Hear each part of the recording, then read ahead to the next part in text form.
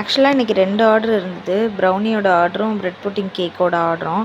So 2யும் first முடிச்சிடலாம். அம்மா அதுக்கப்புறமா முறுக்கு சுட்டு தரேன், உனக்கு தேங்காய் பால் முறுக்கு கேட்டியில்ல, நான் உனக்கு செஞ்சு தரேன் அப்படின்னு சொன்னாங்க.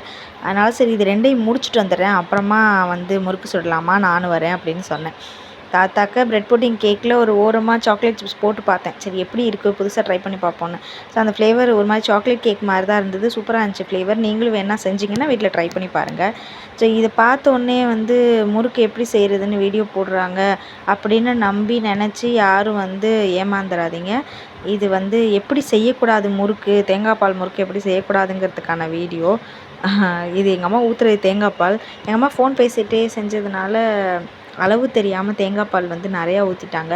அதனால் மாவு கொஞ்சம் வந்து கொல கொலன்னு போயிடுச்சு, ஜாஸ்தியாக போயிடுச்சு. தேங்காய் பால் ஜாஸ்தியாக போனதுனால ஒரு மாதிரி கொல கொலன்னு ஆயிடுச்சு. ஸோ அப்புறம் ஒரு வழியாக மாவெல்லாம் போட்டு கொஞ்சம் அட்ஜஸ்ட் பண்ணி வந்து அதில் ஜீரகம், எள், ஓமம் இதெல்லாம் போட சொன்னாங்க. ஸோ அதே மாதிரி போட்டு செஞ்சதுக்கப்புறம் ரொம்ப நல்லா வந்திருந்தது. வீடு ஃபுல்லாக ஒரே தேங்காய் எண்ணெய் வாசனை. சூப்பராக இருந்தது. எனக்கு எப்போவுமே பெருசாக அந்த முறுக்கு, அதிரசம் இதெல்லாம் நான் சாப்பிட மாட்டேன். பட் எனக்கு என்றைக்கோ ஒரு நாள் இது மாதிரி தோணும்போது செஞ்சு கொடுக்க சொல்லி கேட்பேன். ஸோ அந்த மாதிரி கேட்டது தான் இது.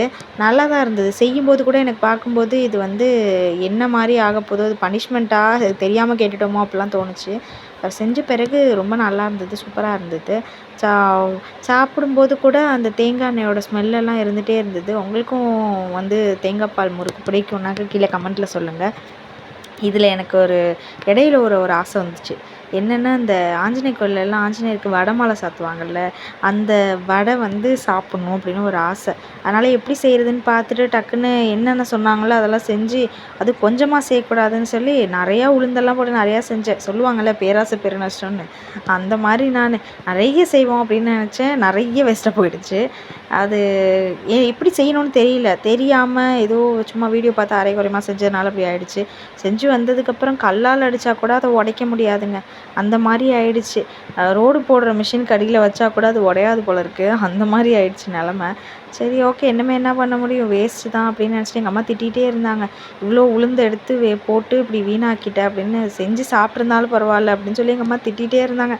அதுவும் ஒரு வாரம் வீட்டிலே இருந்தது ஒரு ஓரமாக. அதை பார்க்க எங்கள் அம்மா திட்டிகிட்டே இருந்தாங்க.